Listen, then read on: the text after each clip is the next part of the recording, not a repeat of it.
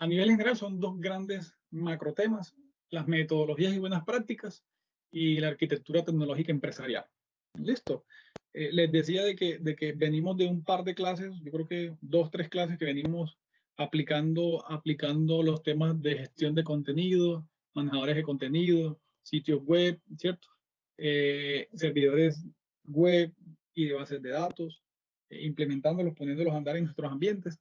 De hecho, ya hicimos una introducción a un segundo CMS que es Joomla, pero debemos abordar este tema conceptual para retomar nuevamente toda esa ruta de implementación que traemos de sistema de gestión de contenido y que vamos camino a la implementación de soluciones de e-commerce. Bueno, entonces estos son los dos grandes temas.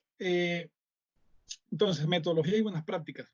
Entonces, tenemos las metodologías, que son definiciones y marcos conceptuales gruesos. Por lo general, las metodologías están soportadas por grandes institutos, universidades o grandes conglomerados de empresas o corporaciones metodológicas muy fuertes, ¿cierto?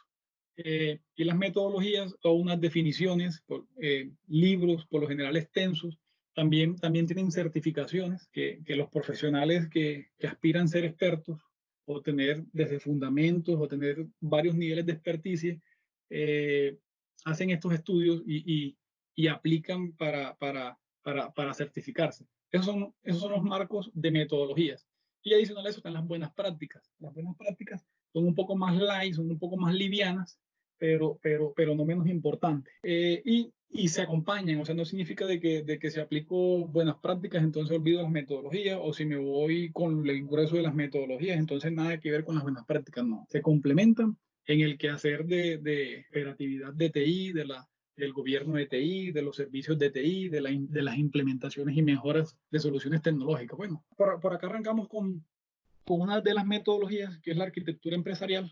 Las arquitecturas empresariales lo que buscan es establecer unas capas arquitectónicas donde se ubiquen los componentes de negocio y de TI de una compañía. Bueno, entonces hay varias metodologías y varios frameworks, se les conoce también como framework de arquitectura empresarial. Otros frameworks o marcos de trabajo que son los marcos de trabajo de gobierno de TI, que la orientación es definir los procesos y cómo se interrelacionan los procesos a partir de la estrategia del negocio alineado con la estrategia de TI. Ese es el gobierno de TI. También hay unos frameworks, yo creo que uno en gran medida reconocido, que ya vamos a ver algunos ejemplos. Tenemos el tema de los servicios de TI. Los servicios de TI también son librerías de componentes de TI, cómo interactúan, cómo se soportan, cómo se responde ante los incidentes, ante los errores y qué niveles de servicio entrego a los usuarios, a los diferentes niveles de usuario. Todas esas definiciones de cara al servicio de TI, tiempos de respuestas, herramientas a través de las cuales atiendo a los usuarios en lo que tiene que ver con servicios de TI, van a estar en las bibliotecas de servicios de TI. Hay otro que es muy importante y trascienden por encima de los temas de tecnología y que tienen una adopción en grandes industrias de ingeniería, o sea, más allá de lo que tiene que ver con la informática, la ingeniería civil, pues la ingeniería eléctrica, todo el tema de grandes obras de infraestructuras, todo el tema de obras civiles, porque todas las cosas que se hacen en esas industrias se hacen con proyectos. Entonces se necesita una metodología de gestión de proyectos estricta, que maneje los tiempos, que maneje las personas, que maneje las actividades, los cronogramas, costos, ¿cierto? Los presupuestos, que los cruce con las ejecuciones y que determine cómo va la ejecución de los proyectos. Todo eso se hace en el marco de las metodologías de gestión de proyectos. Estos son metodologías en su concepto, pero cada una tiene marcos, por decirlo así, comerciales o aplicables. Y como les decía, tienen detrás instituciones, universidades. Por ejemplo, un marco de arquitectura empresarial, o sea, con mucha implementación en Colombia, es TOGAF. El organismo detrás de que lo soporta se llama Open Group. Pero hay otros marcos de arquitectura empresarial, como son el marco de Schatzman o el marco también federal de los Estados Unidos, del gobierno de los Estados Unidos. Son marcos que cubren la arquitectura empresarial de la empresa de principio a fin, con todos sus componentes, con todas sus plantillas, y están probados, ¿cierto? Probados, replicados en muchas empresas, en muchas industrias, en todas las geografías en el mundo. Y lo que deben hacer las empresas cuando toman la decisión de adoptar un marco de arquitectura empresarial es montarse sobre ese marco, sobre el que decidan. ¿Listo? Pero por acá quería dejarle como ejemplo TOGAF. En lo que tiene que ver con gobierno de TI, que les decía, el tema de gobierno de TI es cómo alinear la estrategia del negocio con la estrategia de TI. ¿Qué es la estrategia del negocio? Una estrategia del negocio es la visión del negocio. Ustedes saben que las empresas tienen una visión. Visión. Ser una empresa con cubrimiento, una empresa que es local, por ejemplo, aquí de Antioquia o de Medellín, que tiene clientes aquí en Medellín, que atiende parte de Antioquia. Entonces tiene como una visión, ser una empresa reconocida en el ámbito nacional, tener alcance a nivel nacional en otras regiones. Eso, por ejemplo, la misión y la visión, si las combinamos un poquito, alcanzar más, duplicar nuestras ventas, por ejemplo, diversificar productos. Eso hace parte, incursionar en los mercados internacionales con un porcentaje de las ventas. Este tipo de cosas hacen parte de la visión y se fundamentan con unos pilares corporativos. Y bueno, ahí, ese es todo el tema de la estrategia. Hasta ahí, o sea, en ese ámbito de la estrategia no se habla de tecnología, pero las estrategias hoy, la visión, los objetivos corporativos de la empresa deben ser apalancados por tecnología, ¿verdad? Por tecnologías de información. Ahí es cuando entra el gobierno corporativo, que me ayuda a alinear la estrategia del negocio con la estrategia de TI. Entonces, no compramos servidores porque sí, no cambiamos un sistema operativo, el sistema operativo de 100 personas, que es Windows 7 por Windows 10 porque sí, porque somos gomosos, sino que lo hacemos alineado con la estrategia del negocio. Entonces, debemos soportar por qué hacemos lo que hacemos, pero alineado con el negocio. Bueno, entonces hay un marco que se llama COVID. Detrás de COVID, muchachos, y esto que les estoy diciendo, yo les bastante teórico y conceptual, yo les pido de que esta clase, por lo menos escribamos la palabra TOGAF en Google y le damos un párrafo, escribamos COVID y confrontemos un poquito lo que yo les estoy diciendo. Por ejemplo, TOGAF, se dijo en clase de que el organismo que está detrás es Open Group. Entonces, bueno, también hay una certificación de TOGAF y hay varios niveles, fundamentos de arquitectura empresarial, que la gente estudia y se certifica. La certificación se puede, no se puede hacer en inglés, se puede, no se puede hacer en Colombia. Esas son cosas alrededor de estas metodologías. COVID, entonces el organismo detrás de COVID se llama ISACA. De pronto me equivoco, pero creo que hay algunas universidades estadounidenses detrás de ISACA. Es posible que sí, no se me cruzan un poquito los cables. Y bueno, y tiene también unos niveles de certificación, desde fundamentos de COVID. En este momento está en la versión 5, creo, no sé si hay una nueva versión. Y bueno, es un marco sobre el cual una empresa, cuando decide, toma la decisión de adoptar un marco de gobierno de TI, también es una muy buena opción. COVID. Bueno, en el tema de servicios de TI, me faltó la S, tenemos una metodología que se llama ITIL. Entonces, ITIL es una biblioteca de servicios de TI, de componentes de TI, que me especifica, ¿cierto? O sea, cómo voy yo a prestar los servicios de TI, cómo voy a atender a mis usuarios, sobre qué niveles de servicio, dependiendo de que sea un incidente, dependiendo de que sea un error, dependiendo de qué tipo de componente informático sea, que si es Internet, si es una incidencia de conexión a Internet, entonces le voy a solucionar en 2 horas. Pero si es una incidencia del ERP, de la facturación, entonces obviamente tengo que solucionarle en 10 minutos. Así, listo. Entonces, a través de qué sistema y de cuál va a ser el proceso y el mecanismo a través del cual voy a atender los servicios de TI, a dónde van a escribir el correo, en qué sistema se puede ver la trazabilidad de los tiempos de respuesta, ¿cierto? Entonces, todo eso, todas esas definiciones están establecidas en ITIL y ya no tenemos que darnos todas esas definiciones, cómo atiendo yo los servicios de TI, cómo los establezco, cómo los garantizo, ¿verdad? Sino que lo que hacemos es que adoptamos ITIL como metodología. Tenemos entonces, a nivel de la gestión de proyectos, también hay varias metodologías. La más conocida, y pues acá en Colombia, en Latinoamérica, y de hecho en América, la más adoptada es el PMI. PMI está soportado por el PMI, el Project Management Institute, ¿cierto? Entonces, hay también una certificación muy importante que se llama PMP. Entonces, la persona que obtiene la certificación PMI es un PMP, es un Project Management, no sé qué significa la otra P, esa se las debo, pero es un PMP, listo.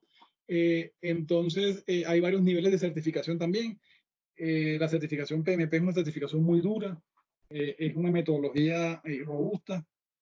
Para que se hagan una idea, la guía se llama el Paintbook y no creo que tenga menos de 800 páginas. Entonces, es una persona para certificarse PMP tiene que estudiar de 6 a 8 meses muy juicioso y debe prepararse muy bien, debe prepararse muy bien. Bueno, ¿para qué? Para ser un director de proyectos, un gestor de proyectos, ¿cierto? Todo lo que le decía alrededor de la gestión de proyectos. O sea, son temas, este tema es exclusivo de tecnología y TI, no, eso es un tema abierto de industria. Hay otras metodologías en la gestión de proyectos, sí, hay una metodología que se llama Prince2 o Prince2, que es más adoptada en Europa. Bueno, entonces, hasta acá una introducción en lo que tiene que ver con las metodologías. Ahora, estas metodologías normalmente, como les digo, son marcos que tienen detrás una institución, una corporación, ¿verdad? La gente se certifica, hay unas guías de estudios, hay grupos de estudios, ustedes van a encontrar grupos de interés de TOGAF, COVID, TIL y PMI en LinkedIn, en Facebook, en las redes, en todas partes, ¿cierto? Pero ustedes saben que hay un organismo que se llama ISO que genera estándares. Entonces, para todas estas metodologías hay ISOs. Entonces, hay ISO. Para PMI hay una ISO, para ITIL hay otra, para el tema, para PMI no, perdón, para gestión de proyectos, para servicios de TI, para tema de gobierno de TI, para arquitectura empresarial, vamos a encontrar lo que corresponde al estándar ISO en lo que tiene que ver con ese marco conceptual. Por ejemplo, en el tema de COVID, la 27000 que tiene que ver con seguridad, porque el gobierno de TI tiene seguridad. Entonces, cada una va su respectiva ISO número, para que también ahí, por si hacen la exploración y escriben gobierno de TI, entonces encuentran una ISO 27000, es seguridad de TI. Pero el profe dijo que COVID, bueno, es por eso. Usted puede estudiar el estándar ISO y también se puede certificar en ese estándar ISO. Entonces, las personas, por ejemplo, que se van por el frente de gobierno de TI, entonces se certifican COVID, pero también se certifican ISO 27000 en seguridad o la correspondiente al tema de gobierno de TI. Entonces, nos vamos a los temas de buenas prácticas. Buenas prácticas. Acá les recuerdo la diferencia entre metodología y buenas prácticas. Metodologías un poquito más gruesas, más robustas, con unas certificaciones más exigentes, de pronto también con un poco más de historia, las metodologías, pero las buenas prácticas son más disruptivas. En realidad se ponen también de moda muchas veces las buenas prácticas. Entre estas, ¿cuáles tenemos? Tenemos el agilismo, las buenas prácticas que tienen que ver con la operación e implementaciones de TI, de diseño, no solo de diseño de software, sino de diseño de productos también, o de diseño de soluciones, las buenas prácticas de innovación y las buenas prácticas de co-creación. El tema de innovación está muy ligado a los temas de co-creación, por nombrarlas de manera genérica, bueno, buenas prácticas de este tipo. Ahora, en estos tipos de buenas prácticas, ¿qué tenemos? Nuevas prácticas o marcos con su nombre respectivo, que también como las metodologías muchas veces tienen uno o más organismos detrás, pero más que todo lo que tienen como fundamento son comunidades que le meten toda la ficha y las mantienen vigentes, las mantienen actualizándolas, esas buenas prácticas, y no las dejan morir en industria. En lo que tiene que ver con el agilismo, tenemos un framework que se llama Scrum. ¿El agilismo qué es? El agilismo, imagínense ustedes que hace 30 años se hacían proyectos de desarrollo de software y resulta que muchos fracasaban. Muchos fracasaban, entonces a eso se le llamó la crisis del software. Entonces, un alto porcentaje, 30, 40, muchas veces 50% de los proyectos de desarrollo de software fracasaban. Y era porque se hacían los proyectos de desarrollo de software con una metodología en cascada, en las que primero, durante varios meses, se hacían los requisitos, después se hacía el diseño, también tomaba varios meses, a veces años, hacer el diseño, con todas las metodologías de UML, de buenas prácticas, ¿cierto? Luego se hacía la implementación y también se tomaban muchas semanas, muchos meses en hacer la implementación y después se hacían en cascada las pruebas. Finalmente, después cuando se probaba, normalmente las pruebas son 20-30% de la implementación, ese es otro tiempo, y finalmente se implementaba.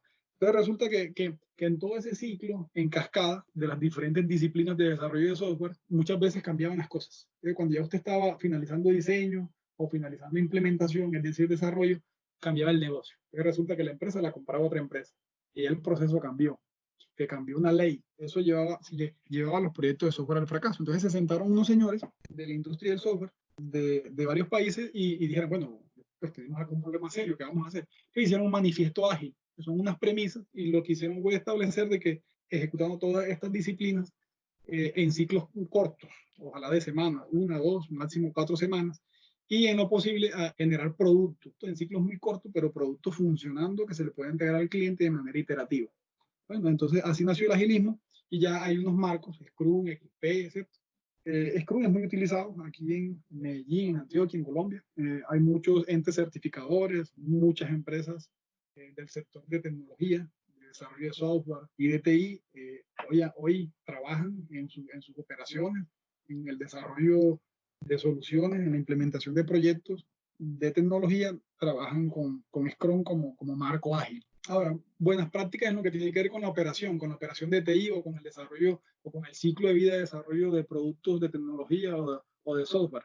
Hay una que se llama DevOps. Entonces, también las buenas prácticas de DevOps tienen mucho de agilismo, o sea, tienen mucho del tema ágil. Bueno, combina con prácticas ágiles a las personas, a la tecnología y los procesos, de manera de que todo lo que viene del desarrollo de productos de forma continua pueda implementarse y llevarse a producción sin tanto traumatismo. Eso es lo que busca el DevOps, de que en el ciclo de vida de los productos de tecnología o de software no tengamos los baches que normalmente se tenían cuando se pasaba a producción, o cuando se probaba, o cuando se tenía que trabajar en diferentes ambientes, o cuando se tenía que entregar al cliente. ¿Listo?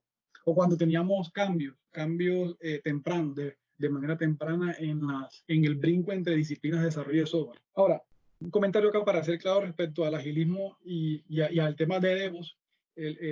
Los marcos ágiles, o sea, no están en contra de la ingeniería y de las disciplinas de desarrollo de software, no, al contrario, o sea, lo que dicen es que se pueden abarcar de manera incremental, iterativa y generando productos que entregue valor al cliente de forma temprana. Eso es lo que busca el agilismo. Todo eso acorde con la ingeniería de software, con las buenas prácticas de desarrollo y con las disciplinas de desarrollo de software y de implementación de tecnologías.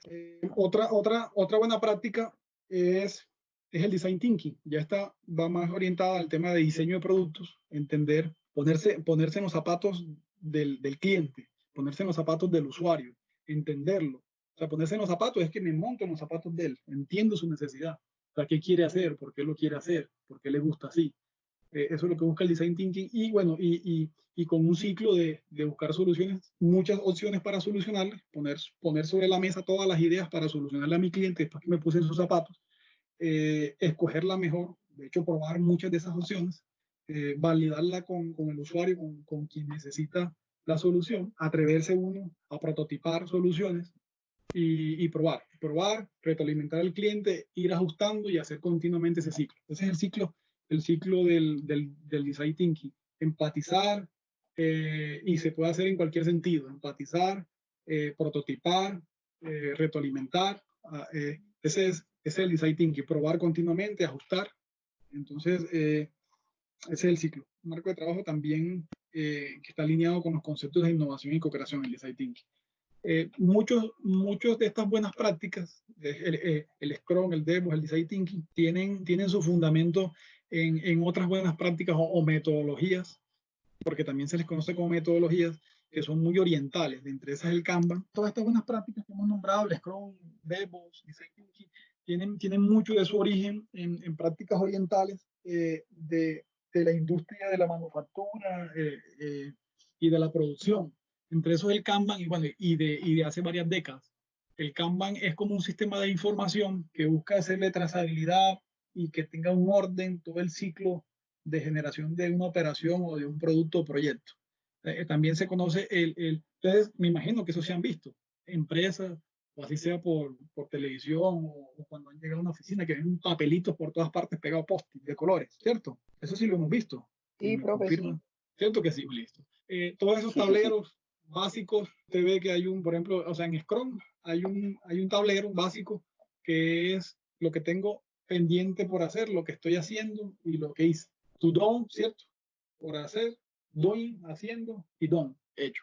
Entonces, ese tablero viene del concepto de Kanban, el sistema de tarjetas que usted puede hacerlo físico en un tablero de corchos o con cartulina, o también puede hacerlo hoy con herramientas como Trello. ¿Alguien conoce Trello? O con Azure DevOps, o bueno, con las tantas que hay tipo Kanban. ¿Listo? Otra buena práctica que fundamenta todas estas buenas prácticas son los principios de Lean. Los principios de Lean también vienen por allá de Oriente, de Japón, y también de la manufactura y procesos, y se fundamentan mucho en los principios de enfocarse en lo que tiene valor para sacar adelante una tarea, deshacerse de los desperdicios, de los que tan bueno sería, y enfóquese exclusivamente en lo que le genera valor al producto que usted está haciendo. Entonces, estos son como los padres, las metodologías o los marcos conceptuales padres de estas nuevas buenas prácticas que hoy están muy de moda, y más que estar de moda, hacen parte de los ecosistemas de implementación de proyectos de tecnología, de equipos de TI, ¿cierto? Y hoy ya muchas industrias, más allá de las industrias del software y la industria de tecnología, empiezan a inquietarse con todas estas buenas prácticas, bueno, y dicen, bueno, o sea, que todo esto, si esta gente le funciona, si esta gente saca proyectos adelante, si lo hacen de manera ágil, si los clientes están contentos con la flexibilidad que se le entrega al momento de desarrollar el producto, bueno, que es todo esto. Entonces, por eso es que hay otras industrias que ya empiezan a ver con buenos ojos estas buenas prácticas. De hecho, el PMI, que es un marco metodológico fuerte, o sea, muy ortodoxo, hoy tiene capítulos y apartes de agilismo en lo que tiene que ver con la gestión de proyectos. Listo, muchachos.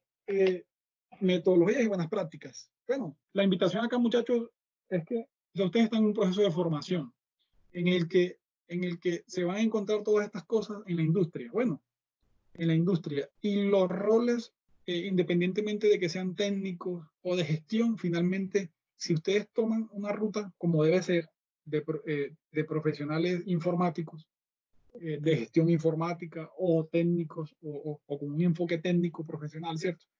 Se van a encontrar con estas cosas. O sea, ustedes no, si por ejemplo su decisión es ser un analista de requisitos, entonces lo más probable es que van a llegar a equipos de desarrollo de software, donde si usted va a ser un analista de requisitos, entonces usted va a llegar a un equipo que hace Scrum, que hace agilismo, y ahí el rol de analista de requisitos es un product owner. ¿Listo? Entonces ustedes van a tener que estudiar Scrum. O si, no, lo mismo es el desarrollo de software, ¿verdad? Entonces van a llegar a un equipo de Scrum lo más probable en la industria. Y entonces ahí todos los días van a hacer un daily, van a tener que hacer un planning a comienzo de semana. Al final de la semana o al final del ciclo del sprint, se van a encontrar con una retrospectiva, ¿verdad? Con un review, que es una entrega al cliente. Entonces, para que sepan que lo más probable es que se encuentren con muchas de estas buenas prácticas, y muchas de estas metodologías. Bueno, o si la orientación es, bueno, yo voy a tomar un frente de gestión fuerte, de ser un coordinador de sistemas, de ser un director de sistemas, un analista. Entonces van a tener que ver, o voy a ser un coordinador de mesa de ayuda, una empresa, ¿cierto? O una empresa de TIC, o sea, que presta servicios de TI o al interior de una empresa. Entonces voy a tener que estudiar ITIL y certificar mi TIL. O si voy a gestionar proyectos. No, lo mío es la gestión de proyectos, entonces voy a tener que estudiar PMI, listo. Entonces, esa es la invitación. O sea, que no lo vean solo como un tema carnudo conceptual, sino lo vean como la vida real. Esto no es como cuando vemos, ¿qué les digo? Legislación laboral, aunque legislación laboral sirve para que no lo tumben a uno cuando uno trabaja, ¿cierto? Cuando uno renuncia o cuando lo despiden. Pero no sé, algunas de esas cosas que uno dice, pero ¿y para qué eso? Si yo eso nunca lo voy a aplicar, nunca lo voy a... No, esto sí. O sea, con esto se van a encontrar en el mercado. O sea, esto no es carreta. O sea, esta es la realidad que se van a encontrar allá afuera. Bueno, Sí, listo. Ok. entendido. Quería aclararles eso. Bueno, seguimos con muy bien. Seguimos entonces con la arquitectura tecnológica, bueno, que es ya la parte más gruesita, bueno. Entonces, en esta media hora que nos queda. Entonces, arranquemos así. Es bueno, como son muchos componentes y muchos conceptos, es bueno tipificarlo, ¿listo? Y para tipificarlo, entonces lo vamos a hacer con unas capas. Y casualmente con las capas arquitectónicas de TOGAF. Entonces, ¿qué son? La infraestructura, la capa de infraestructura, la capa de aplicaciones y la capa de datos e información. Hay otra encima que es la capa de la estrategia o del negocio, que esa no la vamos a poner acá. Entonces, como para organizar un poquito los componentes que se vienen. Y también podemos, así en estas capas, y también podemos, no necesariamente van a estar organizados en ese orden, pero como para que veamos de que también se dividen en macroprocesos o procesos. Bueno, ¿de qué tipo? Estos son ejemplos. Por ejemplo, macroproceso corporativo, que tiene que ver con todo el tema de alto nivel, gerencial, a partir de la visión, de la estrategia, ¿cierto? El macroproceso de finanzas, el macroproceso administrativo, y ahí dentro de lo administrativo cabe todo el tema de compra, de facturación, de gestión humana, de nómina, ¿cierto? Todo el tema de calidad. Ahí en el tema de administrativo caben todas esas cosas. Otro también es el macroproceso comercial, marketing, ventas, y los macroprocesos que pueden ser uno o varios del core del negocio. ¿Qué es el core del negocio? Lo que hace la empresa, lo que hace la compañía. Entonces, el core del negocio, un core, el retail. Entonces, el éxito es un retail. Entonces, es venta al por menor. De uno es un retail, ¿cierto? O, por ejemplo, comercio al por mayor. Entonces, las grandes distribuidoras, ¿verdad? Que venden al por mayor. Un core de negocio, la fabricación, fabricación de implementos o producción de implementos químicos. Otro core de negocio, los servicios, servicios profesionales de contabilidad, de finanzas, de tecnología. Otro core de negocio, el gobierno. El gobierno es un core de negocio, las alcaldías, las gobernaciones. Entonces, cores de negocio hay muchas industrias. Bueno, para que vean de que estos componentes también van a ser parte, todos estos componentes de soluciones de arquitectura tecnológica van a ser parte de macroprocesos o procesos de compañía.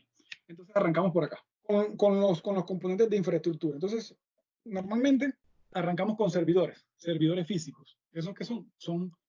Los servidores son computadores, muchachos. Computadores, pero no computadores como los que estamos utilizando, estos portátiles o de escritorio que ustedes tienen en la casa o los que utilizan en la universidad, sino que son computadores no para ser utilizados por los usuarios, sino para ser utilizados, o sea, con grandes capacidades de cómputo y procesamiento para servir. Cuando uno dice servidor es que sirve, que le sirve a otros servidores o que le sirve a los usuarios. Entonces, por eso se llaman servidores. Entonces, los hay físicos. Y el almacenamiento.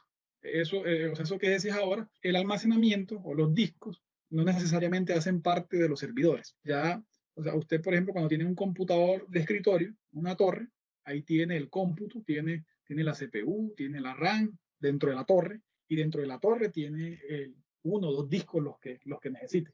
Pero en lo que tiene que ver ya con arquitectura tecnológica corporativa, normalmente el almacenamiento está aparte en un conjunto de discos que suman todo el storage o todo el almacenamiento de la arquitectura tecnológica. Bueno, y este almacenamiento entonces también se tipifica. Entonces yo puedo tener almacenamiento transaccional, que es donde tengo los archivos, las bases de datos, que se están moviendo en el momento, o sea, que todo el tiempo la gente consulta y la gente utiliza. Pero también tengo almacenamiento histórico. Entonces, listo, la contabilidad o los documentos de hace 3 años, o sea, del 2016 para atrás, los mando a los históricos, a discos más baratos, que respondan un poquito más lento, y lo transaccional lo tengo en discos más veloces, que me respondan muy rápido. Bueno, entonces tenemos los servidores físicos y el almacenamiento, que se comunican entre sí. Los servidores tienen que comunicarse con el almacenamiento. Entonces tenemos un concepto que se llaman los hipervisores. Los hipervisores son sistemas, ya los habíamos nombrado creo que en alguna clase, son sistemas que cogen todos los servidores físicos, todos los que tenga. Yo puedo tener 4 servidores físicos muy grandes, con 512 gigas de RAM. Entonces, si tengo 4 de esos, entonces voy a tener ¿cuánto? 2 teras, ¿cierto? 2 teras de RAM. Y acá en el almacenamiento tengo, vamos a suponer, no sé, 12 discos de 8 teras. Entonces eso me suma 100 y pico de teras. Entonces, todos esos, en la sumatoria de esos servidores físicos, todo ese cómputo en procesamiento y en RAM, sumado al almacenamiento, lo administra el hipervisor, que es una capa que administra recursos para repartirlo en pequeñas porciones que son máquinas virtuales. Entonces usted tiene 4 servidores físicos, pero el hipervisor le entrega 70 máquinas virtuales. ¿Para qué? Para diferentes propósitos, para gestionar bases de datos, para gestionar aplicaciones, varios tipos de aplicaciones, para gestionar correo electrónico, comunicaciones, para todo lo que necesite, ¿cierto? Entonces los Profe, hipervisores, dígame. normalmente esos hipervisores son aplicaciones independientes o son de, por ejemplo, de Windows Server. Son aplicaciones independientes, así es. O sea, normalmente acá, por ejemplo, el líder es VMware, que es un sistema, es un software que se monta sobre una máquina y que usted le presenta todos los recursos y él los administra y tiene una consola. Pero, por ejemplo, Windows también tiene uno que se llama Hyper-V. Entonces Sí. usted monta un Windows Server y en ese Windows Server activa una característica que se llama Hyper-V. Entonces usted le presenta todos los recursos y él también crea máquinas virtuales. Entonces, ¿qué tipo de máquinas virtuales? Las que necesite. Puede crear máquinas y ya sigue lo que viene. Entonces, máquinas Linux o máquinas Windows. ¿Qué tipo de Windows? Los Windows Server que necesite y los tipos o versiones de Linux que vaya necesitando. Bueno, entonces, ¿qué viene encima? Viene un sistema que es el LDAP. Son bases de datos de usuarios, roles de usuarios y permisos. Entonces, por ejemplo, ustedes en la universidad, cuando estamos en las salas, que ustedes entran en los computadores y escriben el usuario que está ahí, él va y valida ese usuario contra un servidor que se llama un Active Directory. El LDAP de Microsoft se llama Active Directory, donde están todos los usuarios, a qué tienen permiso, a qué pueden entrar. Desde ese servidor LDAP se aplican políticas, se cambian las contraseñas, se establece si usted se puede loguear con contraseñas, si debe cambiarla o no debe cambiarla, cada cuánto debe cambiarla, qué tan segura debe ser, si debe llevar mayúsculas, minúsculas, signos, todas esas cosas, todas esas definiciones de cara a la seguridad de los usuarios está en LDAP. ¿Qué tipo de LDAP hay? El más conocido en nuestro ámbito es el de Windows, que es el Active Directory, que también es una característica de un Windows Server, que puede tener un nivel de estructura de bosques, árboles, ¿cierto? Unidades organizativas, grupos, usuarios, roles, máquinas, todos los componentes están ahí. Pero también hay LDAP en Linux Open Source, hay un LDAP muy famoso de Linux que se llama OpenLDAP. Es un gran componente de la infraestructura tecnológica, de la capa de infraestructura, los sistemas operativos de servidor. Entonces, ahorita yo creo que todos estamos utilizando Windows. Y bueno, yo tengo aquí Windows 10, es posible que algunos de ustedes tengan Windows 7. Estos son sistemas operativos, son sistemas operativos de cliente, pero hay unos sistemas operativos de servidor, Windows Server, ¿cierto? Estamos actualmente en la 16, antes tuvo la 2012 y así. También están los sistemas operativos de servidores Linux, Red Hat, Debian, SUSE, de pago y de no pago, open source, que ya hemos hablado de open source en clase, o comerciales, y los sistemas operativos de cliente, que son estos que utilizamos nosotros, que no solamente hay Windows, sino que también hay Linux, Mac, ¿cierto? Y bueno, y todos los sabores de Linux habidos y por haber. Se nos viene el tema del backup también. Entonces, si tenemos servidores físicos, almacenamientos, hipervisores, a todo esto hay que hacerle backup. Y viene un concepto que se llama disaster recovery, que lo que busca es que si yo tengo algún desastre, un incendio, se me inundó el data center, se me dañó una máquina físicamente, entonces yo poder levantarme de ese daño en el menor tiempo posible.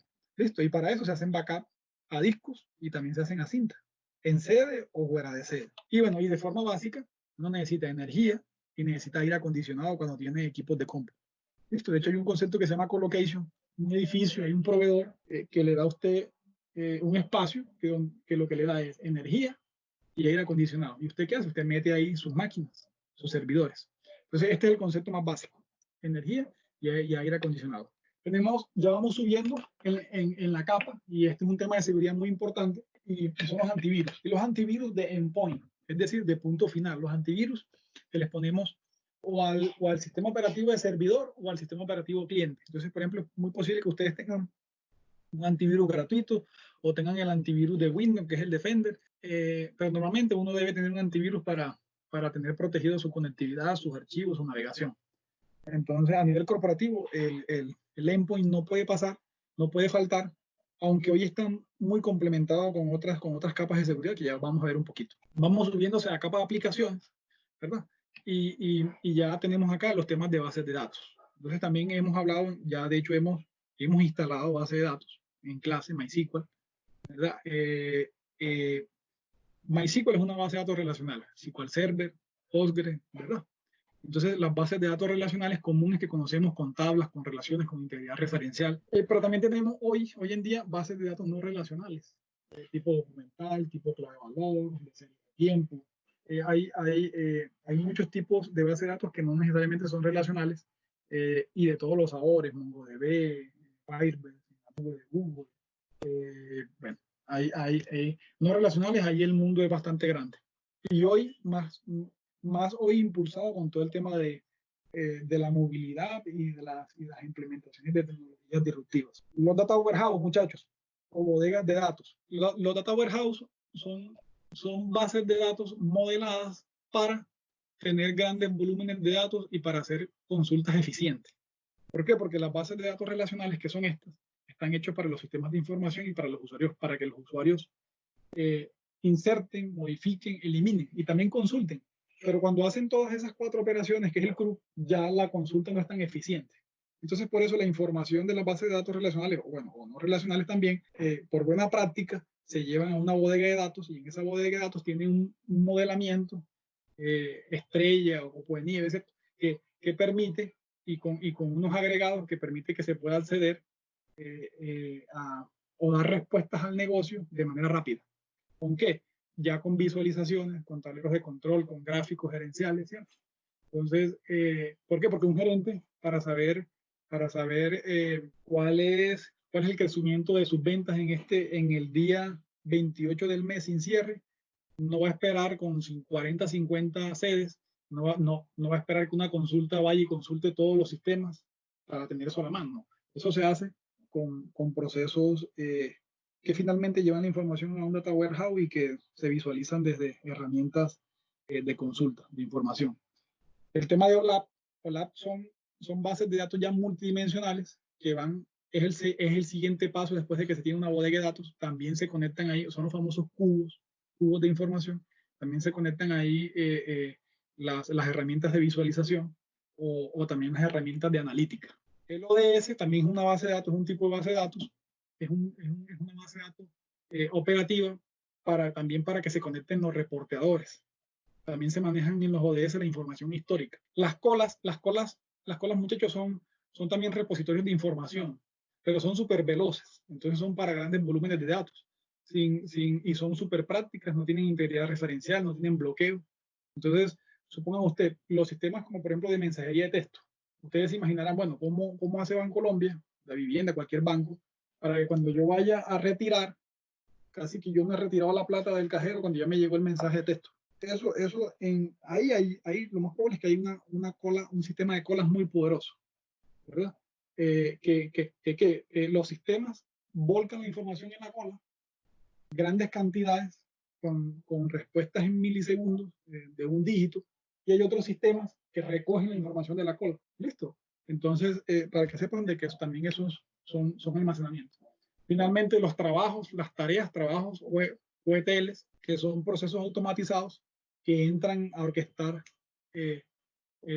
mucho del procesamiento de las arquitecturas tecnológicas. No quería dejar pasar por alto los servicios de TI. O sea, estas soluciones no son tan visibles a los usuarios, pero son, por ejemplo, todo el tema de inventario de hardware y software, que se debe tenerlo muy presente en una arquitectura tecnológica, cuántos equipos tengo, dónde los tengo, que continuamente me reporten los cambios, qué licenciamiento tengo, dónde lo tengo, de qué tipo, si lo tengo actualizado o no, cada cuánto se actualiza, y la gestión de incidentes, que tiene mucho que ver con el tema de ITIL, qué sistema utilizo para gestionar los incidentes de TI. Y hay otro tema que son los repositorios de código fuente, los repositorios de proceso y los repositorios de diagramas de arquitectura o de componentes de arquitectura. Vamos subiendo, muchachos, ya a la capa de aplicaciones, pero ya con más datos. Y nos vamos hacia las aplicaciones que hemos hablado de ellas. Estas sí son conocidas para ustedes. Aplicaciones estándares de negocio. ¿Quién me dice por qué estándar? Que lo hemos dicho en clase. Porque se mantiene. ¿Quién da más? Sí, también. ¿Por qué decimos que el ERP, el CRM, el SM y el CCM son estándares? Son estándares. Listo. Entonces, ¿recuerdan? Decíamos porque normalmente lo vamos a encontrar, o sea, esta necesidad de tener un ERP la vamos a encontrar casi que en cualquier industria y cualquier negocio. ¿Listo? Por eso son estándares. Entonces, por eso hay producto ERP. Usted lo compra y lo implementa. ¿En qué tipo de empresa? En la que sea. Porque en cualquier empresa usted va a necesitar facturar, va a necesitar pagar impuestos, tener informes financieros, ¿cierto? Va a necesitar pagar la nómina, va a necesitar gestionar a los empleados en cualquier empresa, ¿cierto? Entonces, por eso son estándares. CRM, sí, es que es difícil que usted no tenga clientes, ¿verdad? Entonces, el CRM, que es la gestión de clientes, entonces lo vamos a necesitar también a menos, y ni aún las empresas sin ánimo de lucro también tienen clientes, la sociedad, la comunidad, y bueno, entonces el ERP, que son procesos administrativos de planeación de recursos, el CRM, que es todo el tema de gestión de clientes, el SM, que es la gestión documental, el CSM, lo conocemos y lo hemos implementado, pues son gestores de contenido, son estándares de negocio. Ya tenemos también acá las aplicaciones de core de negocio. Entonces, bueno, que si es una empresa de gestión de proyectos, entonces vamos a tener un sistema, un Enterprise Project Management, un sistema de gestión de proyectos. Que si es una empresa de logística, abastecimiento, distribución, entonces vamos a tener un Supply Chain Management.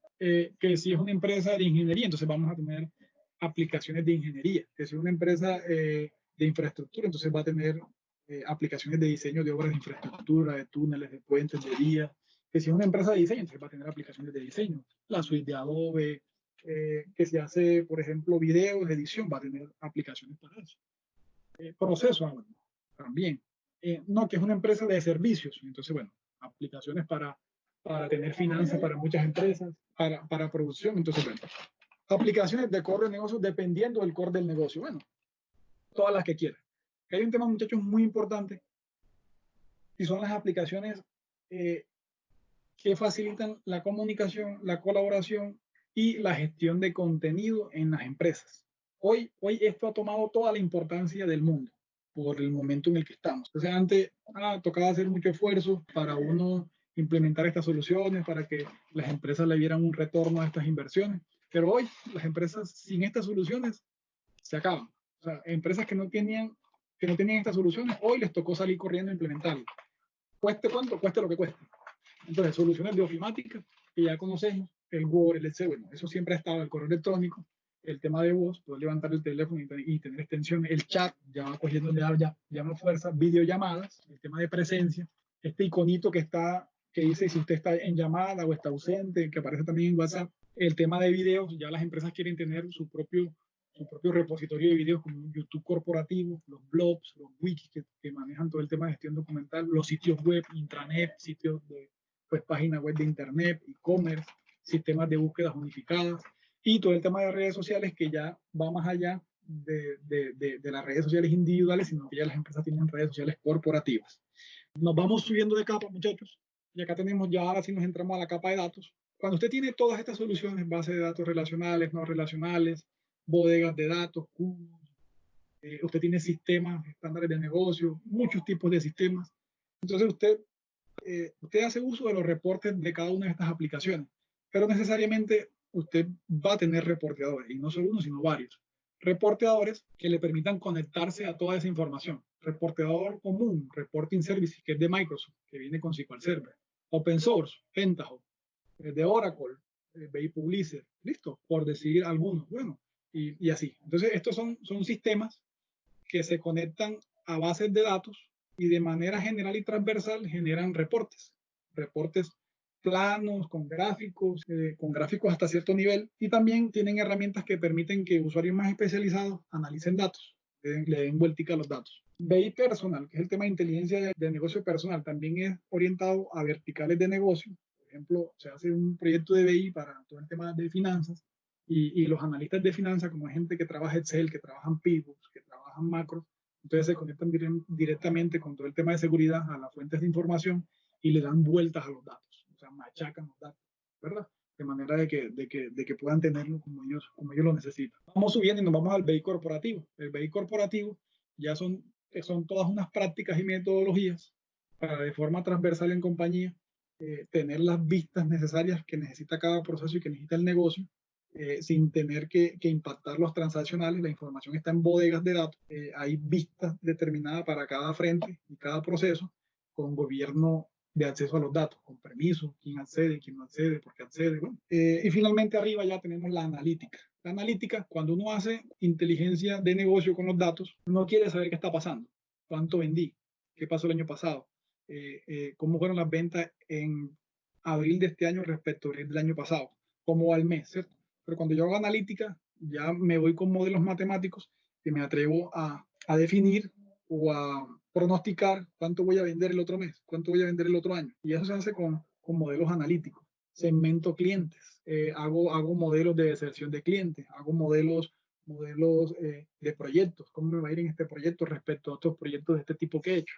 Entonces ya es un nivel ya de generación de información y de conocimiento analítico. Muchachos, yo sé que la historia es larga, pero quiero que le den todo el valor a esto, que tiene que ver mucho con, pues, con lo que estudiamos. De manera transversal, tenemos acá todo el tema de monitoreo. O sea, el monitoreo de la infraestructura, las bases de datos y las aplicaciones son los ojos de los responsables de TI. Usted, si nosotros como responsables de los procesos de TI, del gobierno de TI, nos vamos a la casa y no tenemos herramientas de monitoreo un viernes, uno no dormiría tranquilo. Usted tiene 40, 50 servidores, 5 o 6 bases de datos, 6, 7 sistemas de información. Usted tiene una planta que produce 24 horas. Entonces, supongamos, no sé, allá en Amagá, y usted tiene las oficinas aquí en Medellín y usted es el director de sistema, se viene el viernes a las 6 para su casa. Si usted no tiene herramientas de monitoreo, no descansa el fin de semana. Con las herramientas de monitoreo son los ojos suyos. Usted a cualquier hora mira cómo están todos estos componentes. De hecho, lo puede ver en un cuadro como este, con lucecitas. Si está verde es porque todo está bien. Si está naranjado, algo está pasando. Si está rojo fue que se cayó. ¿Cierto? Se cayó que el internet, se cayó la base de datos, se cayó mi servidor, se llenaron los discos, se cayó el canal de comunicaciones entre las sedes. Ese es el monitoreo de la infraestructura de la base de datos y las aplicaciones. Se cayó la página web, se cayó el CRM. Tenemos acá también de manera transversal todo el tema de redes, el internet, los servicios de internet que me prestan los ISP como UNE, Claro, los servicios ya corporativos, no son servicios de hogar. ¿Para qué? Para tener internet, pero también para comunicar sedes, para comunicarse. Entonces ahí está todo el tema de switch. Entonces, por ejemplo, para conectar los servidores con el almacenamiento se utilizan switches. Para conectar todas las máquinas de un edificio, de un piso, a los servidores, y bueno, para todo eso se utilizan switches. ¿Listo? El cableado, que es donde nos conectamos en las empresas con cable físico. El tema del Wi-Fi, tengo una empresa y aquí en el piso tengo 40 personas y todos se conectan con Wi-Fi. Entonces también tengo que administrar el Wi-Fi. Accesos para invitados, accesos para empleados, con restricciones, sin restricciones. VPNs. En este momento están muy de moda las VPNs. Las VPNs es un componente informático que lo que me abre es un túnel seguro entre el cliente que está en su casa y la empresa. Un túnel a través de la cual la información viaja segura y también tiene unas capas de seguridad. Las LAN to LAN también son implementaciones para unir las comunicaciones de dos sedes que están distantes geográficamente, pero para hacerlo de forma segura y con buena velocidad. Tenemos ya finalmente el tema de seguridad perimetral, ya acá les decía, los antivirus cuidan los computadores, cuida de que usted le meta una memoria y tenga virus, o un disco y tenga virus, él se lo detecta, o te cuidan de que cuando vas a descargar un correo electrónico, entonces el antivirus si está actualizado confirma, entonces te va a avisar, ¿cierto? Pero la seguridad va más allá del endpoint o del computador personal o servidor. Y ya hoy necesitamos seguridad perimetral. ¿Qué es el perímetro? El perímetro es que usted está aquí en su casa, está seguro aquí adentro, pero entonces usted viene y pone una puerta con buena seguridad, con doble candado, las ventanas ponen unos barrotes bien fuertes. Esa es la seguridad perimetral. Y se pone en las sedes de las empresas, en las diferentes sedes. ¿Y qué se establece en la seguridad perimetral? El filtrado web. Entonces, cuando ustedes en sus empresas no pueden entrar a páginas de contenido que no está permitido. Por ejemplo, no sé, contenido para adultos o contenido de abuso y todas esas cosas. O, por ejemplo, hay empresas que restringen redes sociales. Entonces, multimedia. o compras en internet o streaming multimedia porque consumen mucho ancho. Bueno, todo eso se hace con el filtrado web y se hace en una matriz de contenido y, y riesgo. ¿Por qué? Porque usted puede tener una página pornográfica que no sea riesgosa, que no tenga virus, pero puede tener un sitio de un jardín infantil que tenga virus, ¿verdad? Entonces, por eso tiene que hacerlo con contenido cruzado con riesgo. El antivirus perimetral, ¿qué es? Es un antivirus diferente a este. Y es que en el perímetro, antes de que llegue al equipo, la seguridad perimetral coge los virus antes de que llegue. El anti-spam también es que nos cuida del spam de correo electrónico. Y los WAF, o sea, que son un firewall, o sea, el firewall es un cortajuegos. De hecho, la seguridad perimetral como tal es un firewall, pero el WAF es un cortajuegos para aplicaciones web, para evitar ataques de generación de servicios, o todos los ataques que están en el top 10 de OWASP, top 10 de vulnerabilidades en el mundo que se va actualizando continuamente y que las herramientas de seguridad perimetral van teniendo en cuenta para cuidar sus perímetros. Entonces, muchachos, este es el tema de hoy, larguito. La recomendación es que por lo menos le demos un vistazo y podamos por segunda vez ver cada uno de los términos para que si, bueno, en su gran mayoría no los hemos escuchado, ya sean términos que hagan parte de nuestro ecosistema de terminología informática, listo, y de arquitectura tecnológica.